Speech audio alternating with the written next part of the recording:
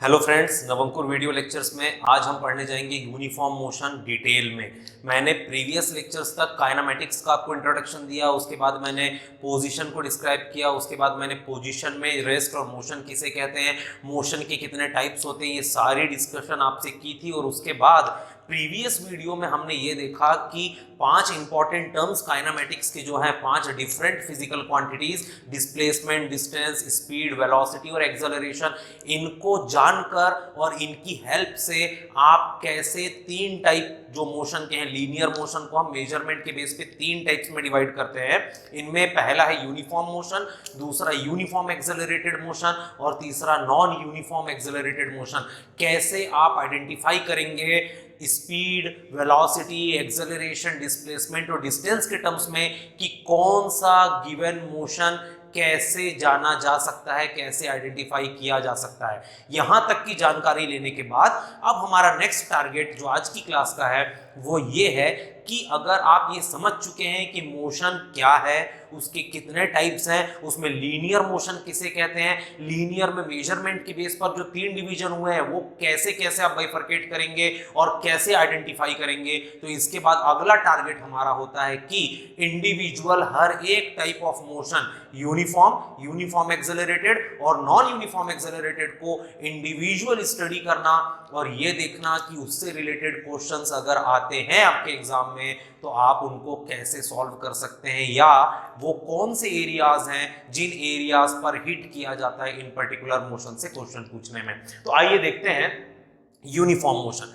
Uniform motion की क्या identity है? यूनिफॉर्म मोशन, मोशन मतलब डिस्प्लेसमेंट चेंज करेगा, डिस्प्लेसमेंट वेरी करेगा, वेलोसिटी कांस्टेंट होनी चाहिए। ये मेन आइडेंटिटी है यूनिफॉर्म मोशन की कि वेलोसिटी का कांस्टेंट होना मैंडेटरी है, और अगर वेलोसिटी कांस्टेंट है तो एक्सेलरेशन 0 होगा। तो ये मैंने प्रीवियस लेक्चर में भी डिस्कस किया है और अभी फिर से आपको बता रहा हूं कि यूनिफॉर्म मोशन डिस्प्लेसमेंट वेरिंग होगा, वेलोसिटी कांस्टेंट रहेगी और एक्सेलरेशन 0 रहेगा। बिकॉज अगर वेलोसिटी ही वेरी नहीं करेगी तो एक्सेलरेशन की कोई एग्जिस्टेंस वहां पर नहीं बनती है। अब अगर हम देखें कि इस टाइप के मोशन में, यूनिफॉर्म मोशन जिसमें डिस्प्लेसमेंट है, वेलोसिटी भी है, एक्सेलरेशन नहीं है, इसमें क्वेश्चंस कैसे पूछे जा सकते हैं? बहुत ही सिंपल क्वेश्चंस इसमें आते हैं, simple time, speed and distance based, जो आप क्लास 7th वगैरह में पढ़े होंगे। वैसे ही 2 ही फॉर्मूले सफिशिएंट हैं यूनिफॉर्म मोशन के किसी भी क्वेश्चन को सॉल्व करने के लिए। याद रखिएगा, मैं फिर रिपीट कर रहा हूं, यूनिफॉर्म मोशन मतलब वो मोशन जिसमें एक्सेलरेशन 0 हो, और अगर एक्सेलरेशन 0 तो बचा क्या? केवल वेलोसिटी और डिस्प्लेसमेंट, और वेलोसिटी और डिस्प्लेसमेंट पर एक ही फॉर्मूला बनता है, वो है formula of velocity, v = del s by del t, या differentiation of displacement with respect to time, या फिर स्पीड। वेलोसिटी का ही पैरेलल अगर आप देखें तो सेकंड कैरेक्टर होता है स्पीड। दोनों हैं एक ही डिफरेंस है कि जो काम वेलोसिटी डिस्प्लेसमेंट के लिए करता है वो काम स्पीड डिस्टेंस के लिए करती है। तो change in distance upon change in time, या फिर first derivative of distance with respect to time is known as speed. तो यहां पर वेलोसिटी या स्पीड के फॉर्मूले आपको पता है तो आपसे मैक्सिमम क्वेश्चन यूनिफॉर्म मोशन के बन जाएंगे, चिंता करने वाली कोई भी बात नहीं है। अब आगे बढ़ते हैं। सर, यूनिफॉर्म मोशन में क्या केवल इसी फॉर्मूले पे क्वेश्चन पूछे जाएंगे, इसके अलावा कोई नहीं? आंसर है इसके अलावा भी एक बहुत इंपॉर्टेंट टॉपिक है जिसका बहुत अच्छा वेटेज है क्वेश्चंस पूछे जाने के बेस पर। वो टॉपिक है relative position and motion. Relative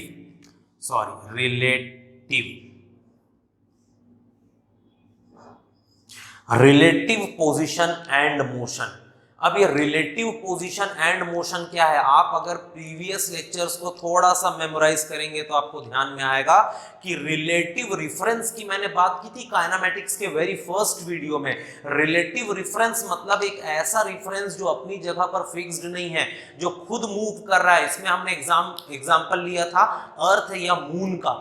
moon एक ऐसा ऑब्जेक्ट है जो लगातार रिवॉल्व कर रहा है अराउंड अर्थ, और वो केवल अर्थ के अराउंड नहीं, अर्थ के साथ साथ सन का भी चक्कर काट रहा है। बिकॉज मून रिवॉल्व करता है अराउंड अर्थ और अर्थ रिवॉल्व करती है अराउंड सन।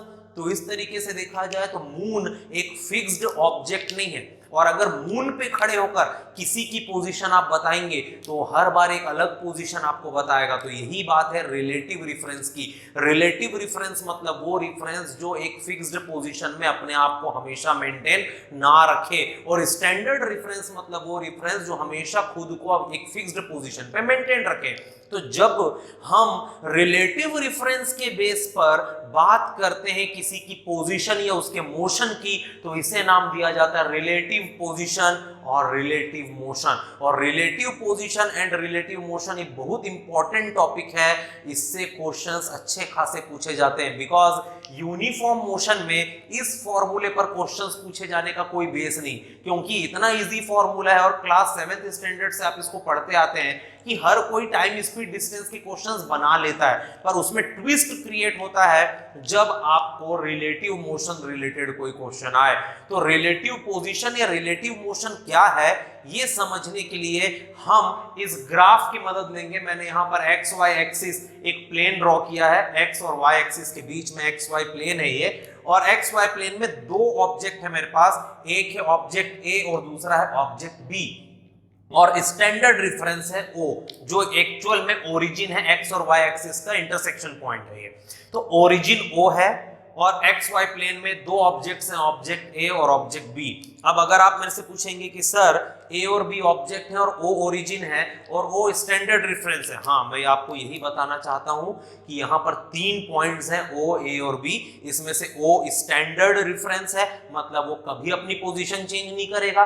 ए और बी अपनी पोजीशंस चेंज कर सकते हैं, वो मूविंग ऑब्जेक्ट्स हैं, पर अभी फिलहाल वो एक फिक्स्ड पोजीशन पे खड़े हैं। जैसे कि मैं अभी इस पोजीशन पे खड़ा हूं, डजंट मीन कि मैं हमेशा यही रहूंगा, मैं मूव भी कर सकता हूं। यही बात आपको जाननी जरूरी है कि ए और बी दोनों मूव कर सकते हैं, वो स्टैंडर्ड रेफरेंस नहीं है, वो रिलेटिव रेफरेंस हो सकते हैं, पर हाल फिलहाल वो खड़े हुए हैं। पर ओ कभी मूव नहीं करेगा, ओ हमेशा इसी पोजीशन पे रहेगा। तो इसलिए ओ स्टैंडर्ड रेफरेंस है। और अगर ओ के रिस्पेक्ट में मैं पोजीशन वेक्टर, याद रखिएगा डिस्प्लेसमेंट पढ़ाते समय मैंने आपको बताया था कि रेफरेंस के रिस्पेक्ट में किसी पर्टिकुलर ऑब्जेक्ट का डिस्प्लेसमेंट ही उसका पोजीशन वेक्टर कहलाता है।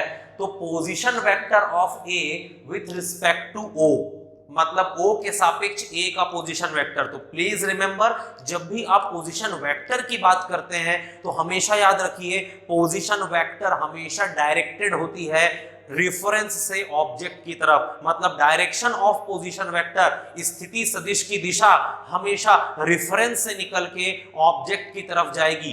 तो यहां पर मैं फाइंड कर रहा हूं पोजीशन वेक्टर ऑफ ए, किसका पोजीशन वेक्टर ए का, किसके रिफरेंस में, ओ के रिफरेंस में। तो इसका डायरेक्शन होना चाहिए ओ से ए की तरफ। तो ये ब्लैक कलर देखिए, ओ से ए की तरफ एरो गया है, इट मींस पॉइंट ओ जो स्टैंडर्ड रेफरेंस है वो पॉइंट ए का पोजीशन वेक्टर बता रहा है। तो position vector of point A with respect to O is directed from O to A, directed from O to A. और directed from O to A इतना बड़ा सेंटेंस जो है इसको सिंपली हम लिख सकते हैं एस ए कैप। अब एस ए क्या है? तो S A is nothing but position vector of A with respect to O. तो position vector of A with respect to O उसको मैंने रिप्रेजेंट किया एस ए वेक्टर, मतलब एस ए के ऊपर एरो लगा के। इसका मैग्नीट्यूड एस ए मीटर, मतलब ये जो लेंथ है ओ से ए के बीच की ये है एस ए मीटर, और ये डायरेक्टेड है अलोंग एस ए कैप। याद करिए जब मैं आपको वेक्टर पढ़ाता था तो मैंने आपसे कहा था कि किसी भी वेक्टर को आप इस तरीके से रिप्रेजेंट करते हैं, v arrow is equals to v into v cap. और मैंने आपको ये अच्छे से एक्सप्लेन किया था कि v एरो मतलब vector v, v without arrow means just magnitude of vector v, और v विथ कैप ये होता है direction of vector v। Similar S A vector का मैग्नीट्यूड है एस ए और उसका डायरेक्शन है एस ए कैप, और एस ए कैप मतलब ओ से ए की तरफ, ओ से ए की तरफ। तो position vector of A with respect to O is equals to S A vector magnitude S A directed along the line O to A.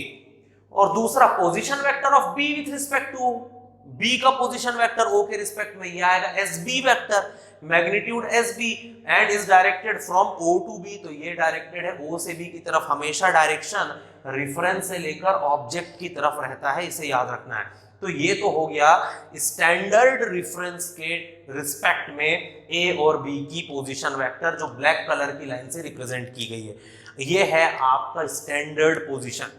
तो ये जो मैंने निकाला ना एस ए वेक्टर या एस बी वेक्टर, ये स्टैंडर्ड पोजीशन वेक्टर्स है। हमें स्टैंडर्ड पोजीशन वेक्टर्स नहीं पढ़ने, हमें रिलेटिव पोजीशन वेक्टर्स पढ़ने हैं। रिलेटिव मतलब स्टैंडर्ड रेफरेंस के रिस्पेक्ट में नहीं, इन दोनों में से किसी एक के रिस्पेक्ट में। तो अब मैं क्या करूंगा उसको सुनिए। पहले मैंने ऑब्जेक्ट ए का पोजीशन वेक्टर निकाला ओ के रिस्पेक्ट में, फिर मैंने ऑब्जेक्ट बी का पोजीशन वेक्टर निकाला ओ के रिस्पेक्ट में, और ये दोनों position vector standard position vector थे। पर अब मैं ऑब्जेक्ट बी का पोजीशन वेक्टर निकालूंगा ए के रिस्पेक्ट में, ऑब्जेक्ट बी का पोजीशन वेक्टर मैं निकालूंगा ए के रिस्पेक्ट में। तो अब आया position vector of B with respect to A. अब मेरा पहला क्वेश्चन है कि यहां पर पोजीशन वेक्टर किसका, बी का, किसके रिस्पेक्ट में, ए के। तो डायरेक्शन क्या होना चाहिए सर, डायरेक्शन तो हमेशा रेफरेंस से ऑब्जेक्ट की तरफ रहेगा। In this case object is B and reference is A, तो direction of position vector of B with respect to A ये होगा ए से बी की तरफ। हमेशा पोजीशन वेक्टर का डायरेक्शन, कहीं पर भी आप पोजीशन वेक्टर फाइंड करें, पोजीशन वेक्टर का डायरेक्शन हमेशा बताने वाले मतलब रेफरेंस से ऑब्जेक्ट की तरफ होता है।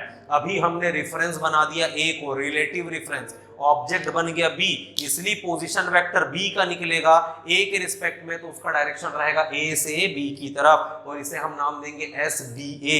एस बी ए की मीनिंग है पोजीशन, एस मतलब position vector, position vector of B with respect to A. इसको लिखने का तरीका भी याद रखिएगा, जिसका निकालना है पोजीशन वेक्टर वो पहले लिखा है मैंने, और जो रेफरेंस है वो बाद में लिखा है। इसमें एक कंफ्यूजन हो सकती है, आप अपनी बुक्स को जब पढ़ेंगे तो बुक्स में उल्टा लिखा जाता है। बुक में ऐसा लिखते हैं कि रेफरेंस पहले और ऑब्जेक्ट बाद में। तरीके दोनों ही सही हैं, बशर्ते आपको समझ आना चाहिए कि आप कैसा लिख रहे हो, तो उसकी मीनिंग क्या है।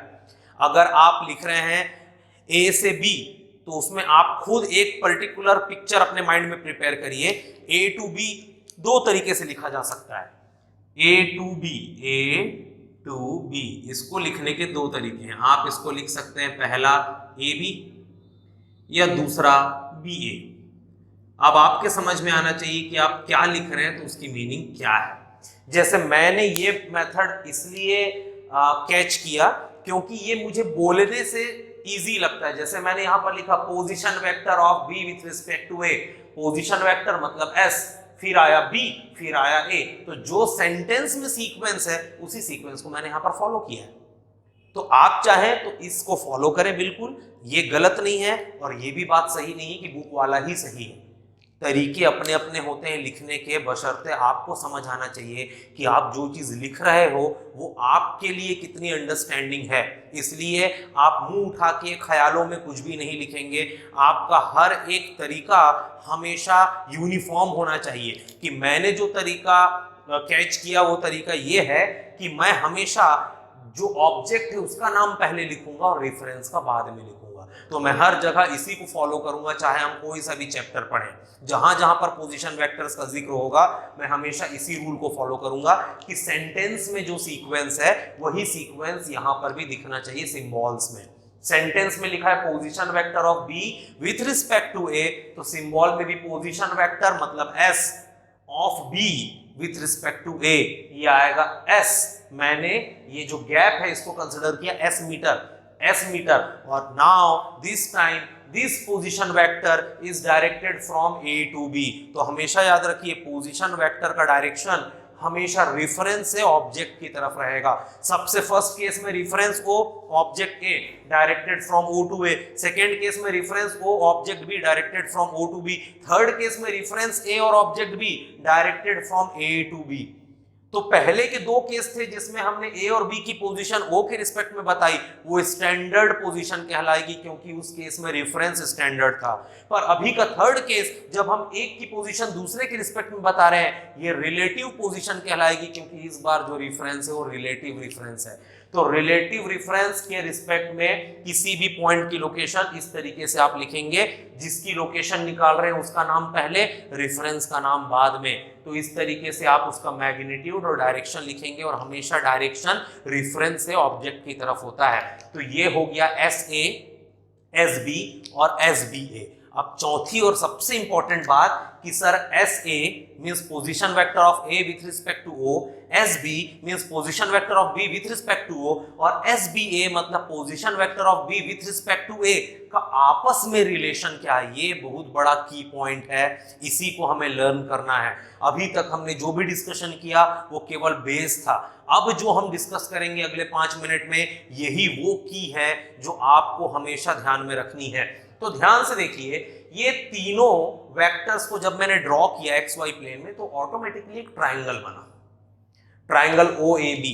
अब इस ट्राइंगल में 3 वेक्टर्स हैं, एक है वेक्टर एस ए, दूसरा है वेक्टर एस बी ए, और तीसरा है वेक्टर एस बी। और आप देखेंगे तो इसमें 2 वेक्टर एस ए और S B A back to back connected है, और जो तीसरा वेक्टर है वो एस ए के स्टार्टिंग पॉइंट से एस बी ए के एंडिंग पॉइंट को ज्वाइन कर रहा है। तो क्या ये वेक्टर एडिशन के ट्राइंगल लॉ से मैच कर रहा है? डेफिनेटली वेक्टर एडिशन के ट्राइंगल लॉ से मैच कर रहा है। कैसे, उसको भी समझिएगा। एस ए के पीछे कनेक्टेड है एस बी ए, और जो थर्ड वेक्टर है एस बी, वो पहले की स्टार्टिंग से दूसरे के एंडिंग की तरफ जा रहा है। It means applying triangle law of vector addition in triangle O A B, we get S A vector plus S B A vector is equals to S B vector. S A plus S B A, 2 back to back add होते हैं तो तीसरा आता है। S A plus S B A is equals to S B. पर इस बार हमें मतलब इससे है, हमें ये ब्लू वेक्टर चाहिए एस बी ए। हमें एस ए और एस बी की पूरी नॉलेज है, हमने डिटेल में निकाल के रखा है। हमें रिलेट करना है इस रिलेटिव पोजीशन वेक्टर को इन 2 स्टैंडर्ड पोजीशन वेक्टर से। तो मैं क्या करूंगा, एस बी ए को उसी साइड में छोड़कर एस ए को यहां ले आऊंगा। तो जब एस ए यहां आएगा तो आप देखिए S B A means position vector of B with respect to A is nothing but actual position vector of B minus actual position vector of A.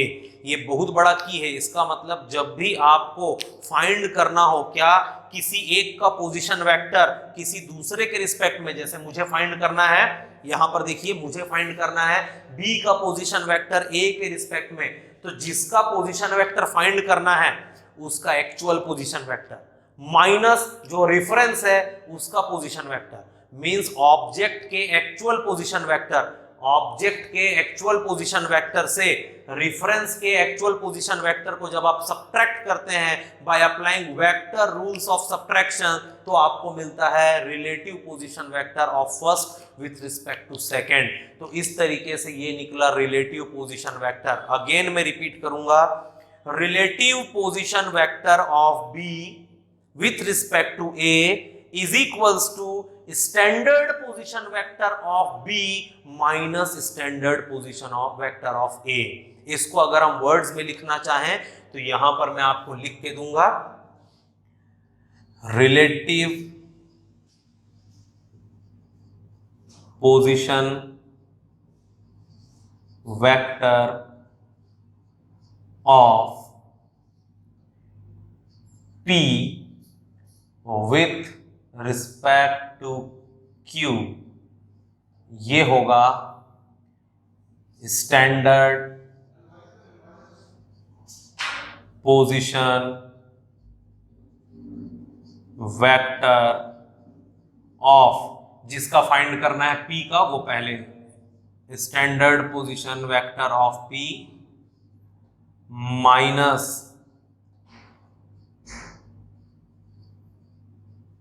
Standard position vector of Q। तो हमेशा याद रखें ये sentence, relative position vector of first with respect to second, ये होता है standard position vector of first minus standard position vector of second. मतलब object के एक्चुअल पोजीशन वेक्टर को रेफरेंस के एक्चुअल पोजीशन वेक्टर से वेक्टर सब्ट्रैक्शन रूल्स के through जब आप सब्ट्रैक्ट करते हो तो जो मिलता है वो होता है ऑब्जेक्ट का relative position vector with respect to the relative reference. तो किसी ऑब्जेक्ट का relative position vector with respect to reference is equals to object का actual position vector minus reference का एक्चुअल पोजीशन वेक्टर, और ये सारा काम वेक्टर सब्ट्रैक्शन रूल्स के थ्रू होगा। तो ये है relative position of B.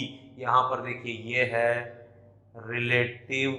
Relative position vector of B with respect to A, S B A is equals to S B minus S A. Similarly relative velocity of B with respect to A, अगर आप displacement find करना सीख गए तो displacement का first derivative होता है velocity. तो अगर मैं इसको फर्स्ट डिफरेंशिएट करूं टाइम के रिस्पेक्ट में तो आएगा एस बी ए का डिफरेंशिएशन हो जाएगा V B A, S B का डिफरेंशिएशन हो जाएगा वी बी, और एस ए का डिफरेंशिएशन हो जाएगा वी ए। तो जब डिस्प्लेसमेंट डिफरेंशिएट होता है टाइम के रिस्पेक्ट में तो बनता है वेलोसिटी। तो relative velocity of B with respect to A ये होगा actual velocity of B minus actual velocity of A. ये रिलेटिव वेलोसिटी का फॉर्मूला है। रिलेटिव वेलोसिटी में बहुत सारे क्वेश्चंस प्रीवियस ईयर एग्जाम्स में पूछे गए हैं, और रिलेटिव वेलोसिटी में कंफ्यूजन ये होती है कि हमें केवल दो ही केसेस पढ़ाए जाते हैं। दो केस मतलब when two objects are moving parallel, और दूसरा when two objects are moving anti parallel. और ये भी बहुत कॉमन सा डेटा है कि हर कोई ये बोलता है कि जब दो ऑब्जेक्ट पैरेलल एक ही डायरेक्शन पे जा रहे हैं तो रिलेटिव वेलोसिटी उन दोनों की वेलोसिटीज का डिफरेंस होगी, और जब दो ऑब्जेक्ट ऑपोजिट आ रहे हैं तो रिलेटिव वेलोसिटी उन दोनों की वेलोसिटीज का सम होगी। पर अगर कोई थर्ड केस आ गया, बिकॉज ये फिजिक्स है और फिजिक्स कभी एक या दो केस पर डिपेंड नहीं करता, मान लीजिए कोई थर्ड केस आ गया, जैसे आया भी हुआ है रेन और मैन वाला, पानी वर्टिकली डाउनवर्ड गिर रहा है और आप हॉरिजॉन्टली मूव कर रहे हो। इस केस में एक ऑब्जेक्ट हॉरिजॉन्टल एक ऑब्जेक्ट वर्टिकल, मतलब ये दोनों ना तो पैरेलल है ना एंटी पैरेलल, ये परपेंडिकुलर है। इसके अलावा भी केस आ सकता है कि ऑब्लिकली दो लोग मूव कर रहे हैं, एक बंदा इस डायरेक्शन पे जा रहा है दूसरा 60 डिग्री के डायरेक्शन पे जा रहा है। इस केस में रिलेटिव स्पीड निकालो। तो जब भी रिलेटिव स्पीड निकालने का क्वेश्चन आए आप हमेशा याद रखें किसकी रिलेटिव स्पीड निकालनी है, उसकी एक्चुअल स्पीड माइनस जो रेफरेंस है उसकी एक्चुअल स्पीड को वेक्टर सब्ट्रैक्शन के थ्रू सब्ट्रैक्ट करिए। और वेक्टर सब्ट्रैक्शन के थ्रू सब्ट्रैक्शन कैसे होगा ये हम वेक्टर वाले वीडियोस में देख चुके हैं। अगर आपने नहीं देखा है तो एक बार जाकर प्लीज उसे देखिए। तो इस तरीके से आपको रिलेटिव वेलोसिटी निकालनी है बी की विथ रिस्पेक्ट टू ए, या पोजीशन निकालना है बी का विथ रिस्पेक्ट टू ए। दोनों ही सिंपल हैं। जिसका फाइंड करना है उसका एक्चुअल डेटा माइनस जो रेफरेंस है उसका एक्चुअल डेटा, इस तरीके से आप इसको फाइंड कर सकते हैं। रिलेटिव स्पीड के जो डिफरेंट केसेस हैं, मैंने आपसे कहा पैरेलल वाला केस, एंटी पैरेलल वाला केस और परपेंडिकुलर वाला केस, ये तीन केस हम देखेंगे और इनके फॉर्मूलों को याद रखेंगे। और इसके अलावा अगर कोई भी केस आए तो आप केवल इस फॉर्मूले को लगाएंगे। तो याद रखिए ये स्टैंडर्ड फॉर्मूला है, हर एक केस में एप्लीकेबल है, यूनिवर्सल फॉर्मूला है ये। इसके बाद कुछ कंडीशनल फॉर्मूले भी हम पढ़ेंगे क्योंकि यूनिवर्सल फॉर्मूला थोड़ा लेंथी जाता है। Starting to ending vector subtraction का पूरा रूल आप अप्लाई करेंगे तो उसके लिए कुछ ईजीएस्ट फॉर्म भी अवेलेबल है कि भाई पैरेलल के केस का छोटा फॉर्मूला क्या होगा, एंटी पैरेलल का क्या होगा, परपेंडिकुलर का क्या होगा, तो इनको हम याद रखेंगे। और अगर इन तीन केसेस के अलावा कोई और केस आया तो आप डायरेक्ट फिर इस यूनिवर्सल फॉर्मूले को अप्लाई करेंगे। रिलेटिव पोजीशन और रिलेटिव मोशन मतलब रिलेटिव वेलोसिटी समझने के बाद हम उसके कुछ स्पेशल केसेस करते हैं। जैसा मैंने आप लोगों से डिस्कस किया कि रिलेटिव वेलोसिटी अगर अपने को फाइंड करनी है, यहां पर मैंने लिखा भी हुआ है, देखिए relative velocity of B with respect to A, जिसका निकालना है वेलोसिटी वो हमेशा ऑब्जेक्ट होता है और जो रेफरेंस होता है वो हमेशा रेफरेंस होता है। तो relative velocity of B means object with respect to A means reference. कैसे फाइंड करते हैं, इसको लिखते हैं v of b with respect to a। vba मतलब relative velocity of b with respect to a is equals to vb minus va in vector forms, where vb is actual velocity of b means actual velocity of object and va is actual velocity of a means actual velocity of reference। तो जब भी आपसे बोला जाए find the relative velocity of an object with respect to reference, answer आएगा object का actual velocity in vector form minus reference का actual velocity in vector form. तो ये होता है एक्चुअल फॉर्मूला। अब इस फॉर्मूले पे मैंने जैसा आपसे डिस्कस किया था, वेक्टर सबट्रैक्शन के रूल्स के थ्रू इसे सॉल्व किया जाता है। वेक्टर सबट्रैक्शन के रूल्स में हम जाएंगे तो जब भी हमें VBA is equals to VB minus VA करना है, ये पूरा एक्सप्रेशन वेक्टर फॉर्म में है, तो वेक्टर में हमेशा दो चीजें होती है, एक मैग्नीट्यूड और एक direction. It means VBA which is nothing but VB minus VA, इसका एक पर्टिकुलर मैग्नीट्यूड होगा और इसका एक पर्टिकुलर डायरेक्शन भी होगा। तो मैग्नीट्यूड ऑफ VBA सबसे पहले हम फाइंड करते हैं मैग्नीट्यूड ऑफ VBA। तो ये आएगा VBA equal to first vector के मैग्नीट्यूड के स्क्वायर प्लस सेकंड वेक्टर के मैग्नीट्यूड के square plus 2 into first vector into second vector into cos 180 minus theta. हमेशा याद रखना, मैंने आप लोगों को वेक्टर अलजेब्रा में एडिशन और सब्ट्रैक्शन जब पढ़ाया तो उसमें मैंने मेंशन किया है कि वेक्टर, दो वेक्टर्स को ऐड करने का जो फॉर्मूला है और दो वेक्टर्स को सब्ट्रैक्ट करने का जो फॉर्मूला है, दोनों फॉर्मूले सेम है। The only difference is addition के फॉर्मूले में जब आप मैग्नीट्यूड फाइंड करते हैं तो कॉस थीटा आता है, और सब्ट्रैक्शन के फॉर्मूले में जब आप मैग्नीट्यूड ऑफ सब्ट्रैक्शन फाइंड करते हैं तो cos 180 माइनस थीटा आता है। और आप लोगों को मैंने ये डिटेल में भी बताया है कि एंगल 180 माइनस थीटा इसलिए होता है क्योंकि सब्ट्रैक्शन के समय किसी एक वेक्टर को हम नेगेटिव करते हैं, और नेगेटिव वेक्टर में मैग्नीट्यूड नहीं बदलता, केवल उसका एंगल 180 से शिफ्ट हो जाता है। तो इसलिए यहां पर दो वेलोसिटीज हैं, velocity of object A, velocity of object B. Actual velocity of A इस तरफ डायरेक्टेड है, एक्चुअल वेलोसिटी ऑफ बी इस तरफ डायरेक्टेड है, और दोनों की वेलोसिटी वेक्टर के बीच का एंगल थीटा है। तो अगर एक ऑब्जेक्ट ए की वेलोसिटी VA, दूसरे ऑब्जेक्ट B की वेलोसिटी VB और उनके बीच का एंगल थीटा हो, और मुझे B की स्पीड निकालनी हो A के रेफरेंस में, याद रखिए अभी हम दोनों की स्पीड रेफरेंस O के टर्म्स में निकाल रहे हैं। तो रेफरेंस O के रिस्पेक्ट में A इस तरफ जा रहा है और रेफरेंस O के रिस्पेक्ट में B उधर जा रहा है, पर मेरा क्वेश्चन ये है कि O को भूल जाओ, अब आप A के रिस्पेक्ट में B की वेलोसिटी बताओ। तो जब हम A के रिस्पेक्ट में B की वेलोसिटी बताते हैं उसको उस तरह से निकाला जाता है कि जिसका वेलोसिटी फाइंड करना है, किसका, B का, उसका एक्चुअल वेलोसिटी लीजिए माइनस जिसे आपने रेफरेंस माना है उसकी वेलोसिटी करिए। तो जब हम VB माइनस VA करेंगे तो यहाँ पर दोनों का सब्ट्रैक्शन हो रहा है, और इसलिए VBA का जब हम मैग्नीट्यूड निकालेंगे तो वेक्टर सब्ट्रैक्शन वाला फॉर्मूला यूज करेंगे, और वेक्टर सब्ट्रैक्शन वाले फॉर्मूले में फर्स्ट वेक्टर का मैग्नीट्यूड का स्क्वायर प्लस सेकंड वेक्टर के मैग्नीट्यूड का स्क्वायर प्लस 2 इंटू फर्स्ट का मैग्नीट्यूड सेकंड का मैग्नीट्यूड कॉस 180 माइनस थीटा होता है, और जहां पर थीटा एंगल है बिटवीन VA एंड VB। तो B की वेलोसिटी A के रिस्पेक्ट में इस तरीके से आएगी, इसका मैग्नीट्यूड का फॉर्मूला ये है, और डायरेक्शन जो निकाला जाएगा रिलेटिव वेलोसिटी का, वो डायरेक्शन आप पैरेललोग्राम लॉ के थ्रू निकालेंगे। अब पैरेललोग्राम लॉ से कैसे निकाला जाता है सब्ट्रैक्शन का डायरेक्शन, इसको हम अपकमिंग जो केसेस हम पढ़ने वाले हैं इसमें क्लियर करेंगे।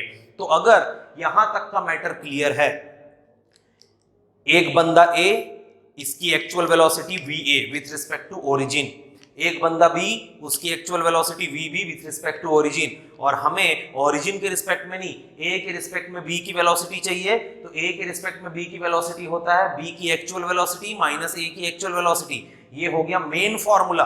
अब इस फॉर्मूले में VBA का मैग्नीट्यूड अलग निकलेगा और VBA का डायरेक्शन अलग निकलेगा। VBA का मैग्नीट्यूड को निकालने का फॉर्मूला ये है, और VBA का डायरेक्शन निकालने के लिए आपको पैरेललोग्राम लॉ आपको यूज करना पड़ेगा, जो मैंने वेक्टर सब्ट्रैक्शन वाले वीडियोस में आपसे डिस्कस किया है।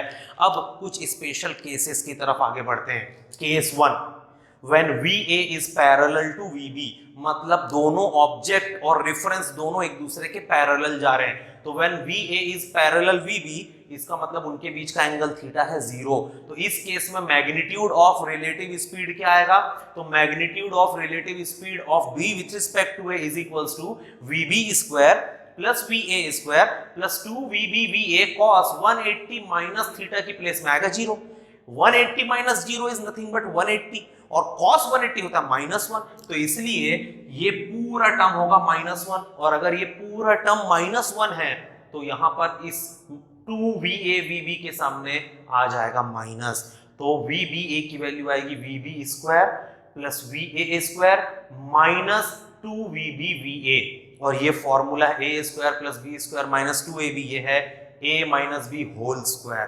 तो एक्चुअल में under root vb minus va whole square और रूट और स्क्वायर कैंसिल, तो vba इक्वल टू आएगा vb माइनस va। यहाँ ये हमारे लिए की पॉइंट है। की पॉइंट क्यों? क्योंकि मैंने आपसे अभी थोड़ी देर पहले भी डिस्कस किया है कि जब दो ऑब्जेक्ट एक दूसरे के पैरेलल मूव करते हैं तो उनकी रिलेटिव स्पीड उनकी स्पीड्स के डिफरेंस की इक्वल आती है, और उसको हमने एक्चुअल फॉर्मूले से मैथमेटिकली प्रूव भी किया कि जब दो लोग एक दूसरे के पैरेलल हों तो किसी एक के रिस्पेक्ट में दूसरे की रिलेटिव स्पीड उनकी स्पीड्स का डिफरेंस होता है। मतलब आप दो रेलगाड़ियां, दो ट्रेन्स एक दूसरे के पैरेलल जा रही हैं, एक की स्पीड है 100 मीटर पर सेकेंड, दूसरे की स्पीड है 80 मीटर पर सेकेंड, और आपको बोला जाएगा उनकी रिलेटिव स्पीड फाइंड करो, तो रिलेटिव स्पीड आएगी 100 माइनस 80, इट मींस 20 मीटर पर सेकेंड। तो जब भी दो ऑब्जेक्ट पैरेलल सेम डायरेक्शन में मूव कर रहे हैं, रिलेटिव स्पीड उन दोनों के डिफरेंस के इक्वल आएगा। वैसे ही case 2, VA anti parallel VB, anti parallel मतलब अगेंस्ट, दोनों एक दूसरे के ऑपोजिट मूव कर रहे हैं, तो VA anti parallel VB, it means theta is equals to 180, और थीटा इज इक्वल्स टू 180 तो फॉर्मूला क्या आएगा VBA का, VB square plus VA square plus 2VB VA cos 180 minus 180, और 180 माइनस 180 इज 0, और cos 0 होता है +1, तो अगला स्टेप आएगा VB square plus VA square plus 2VB VA, और ये a square plus B square plus 2ab का फॉर्मूला है, तो ये आएगा vb plus va whole square, और vb plus va whole square, square और रूट कैंसिल, तो आंसर आएगा vb प्लस va। और ये भी मैंने आपसे डिस्कस किया था, जब भी दो ऑब्जेक्ट एक दूसरे के अगेंस्ट मूव करते हैं एंटी पैरेलल, तो उनकी रिलेटिव स्पीड दोनों की स्पीड्स का सम होती है। इट मींस एक ट्रेन मूव कर रही है 100 मीटर पर सेकेंड की स्पीड से, दूसरी ट्रेन उसकी अगेंस्ट आ रही है 80 मीटर पर सेकेंड की स्पीड से, तो उनकी जो रिलेटिव स्पीड आएगी वो आएगी 100 प्लस 80, इट मींस 180 मीटर पर सेकेंड। तो सेम डायरेक्शन में जब दो ऑब्जेक्ट्स मूव करें, रिलेटिव स्पीड उनकी स्पीड्स का डिफरेंस है। ऑपोजिट डायरेक्शन में जब दो ऑब्जेक्ट्स मूव करें, रिलेटिव स्पीड उन दोनों की स्पीड्स का सम है। और तीसरा और इंपॉर्टेंट केस जो हमें याद रखना है, VA perpendicular VB, it means theta is equals to 90 degree, जब दोनों एक दूसरे के परपेंडिकुलर या लंबवत हैं, तो उस केस में फॉर्मूला बनेगा VBA equal to VB square plus VA square plus 2VB VA cos 180 minus 90, और cos 180 माइनस 90 इज जस्ट 90, और cos 90 होता है 0। तो इस केस में पिछला टर्म पूरा गायब होगा और रिलेटिव स्पीड का मैग्नीट्यूड आएगा ऑब्जेक्ट के मैग्नीट्यूड का स्क्वायर प्लस रेफरेंस के मैग्नीट्यूड के स्क्वायर का रूट, ये आएगा आपका फॉर्मूला मैग्नीट्यूड का, जबकि 90 डिग्री पर दो ऑब्जेक्ट्स मूव कर रहे हैं। यहां पर डायरेक्शन कैसे फाइंड करेंगे?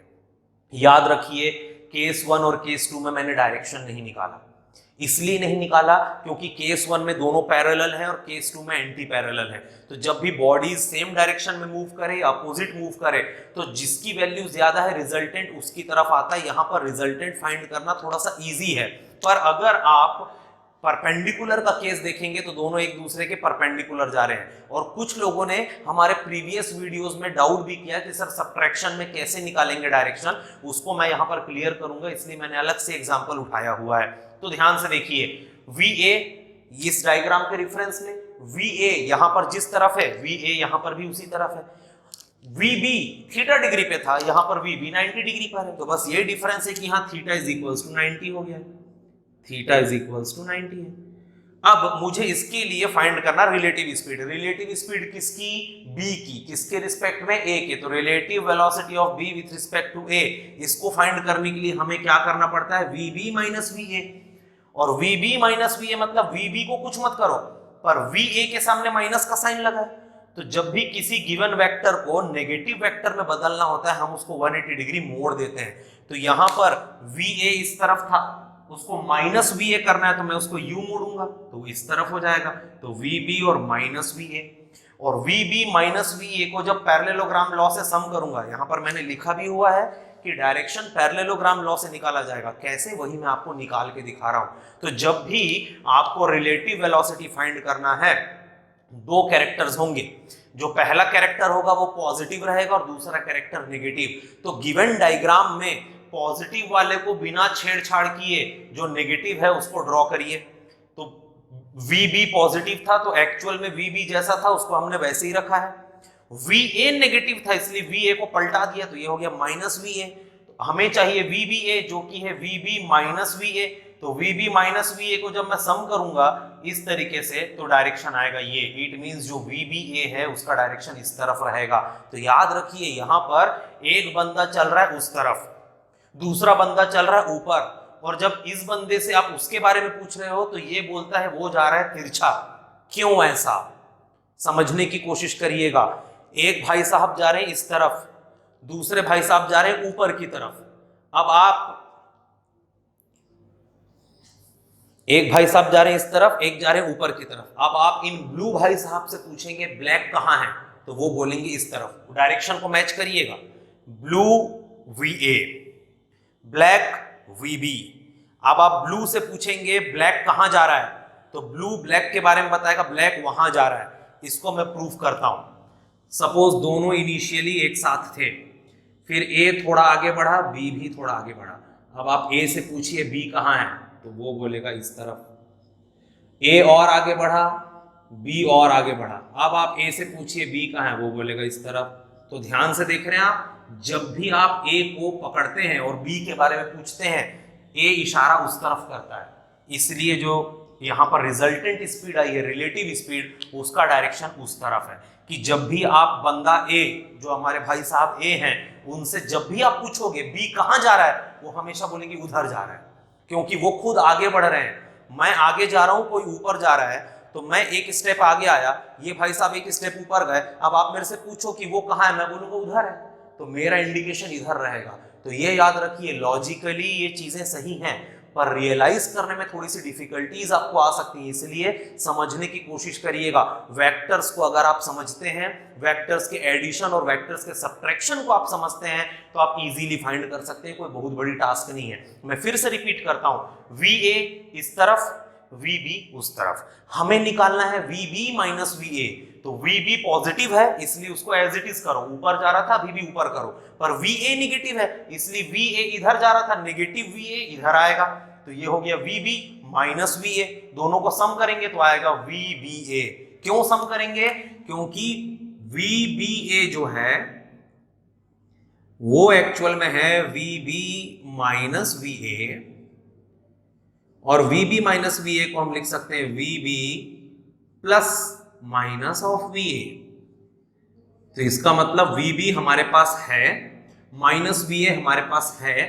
दोनों को सम करना है, पैरेललोग्राम लॉ से, समांतर चतुर्भुज के योग के नियम से सम कर दिया तो ये आया रिजल्टेंट, और ये रिजल्टेंट VBA को रिप्रेजेंट करेगा, VBA को। इसका मतलब जो VBA है उसका डायरेक्शन यहां होगा।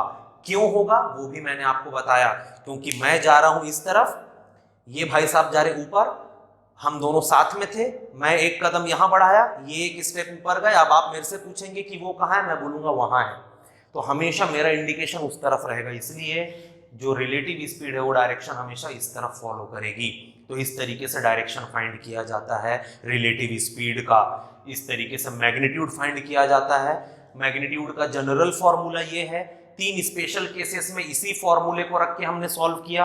तो 3 स्पेशल केसेस में जब हमने ये फॉर्मूला रखा तो हमारे पास रिड्यूस्ड फॉर्मूले आए।